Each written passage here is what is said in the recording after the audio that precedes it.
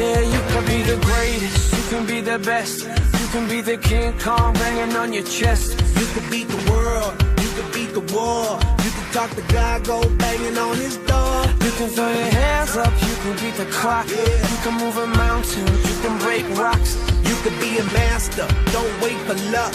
Dedicate yourself and you gon' find yourself standing in the Hall of Fame. Yeah. And the world's gonna know your name. Yeah.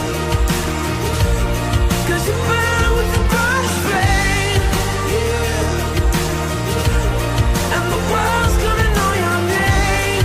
Yeah. And you'll be on the walls of the Hall of Fame. Let's go.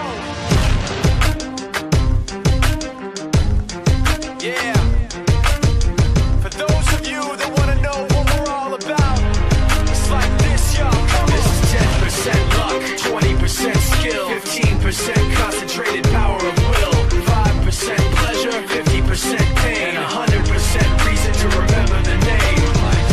He doesn't need his name up in lights, he just wants to be heard, whether it's the beat of the mic. He feels so unlike everybody else, alone, in spite of the fact that some people still think that they know him, but fuck him, he knows the code. It's not about the salary, it's all about reality and making some noise, making a story, making sure his click stays up. That means when he puts it down, Tox picking it up. Let's go. Who the hell is he anyway? He never really talks much, never concerned with status, but still leaving him starstruck. Humble through opportunities given despite the fact that many misjudge him cause he makes a living from writing raps. Put it together himself, got a picture connects, never asking for someone's help or to get some respect. He's only focused on what he wrote, his will is beyond reach, and now it all unfolds, the skill of an artist. This is 20% skill, 80% fear, be 100% clear, cause Ryu was ill. Who would've thought he'd be the one that set the West in flames? And I heard him wreck it with the crystal method, name of the game.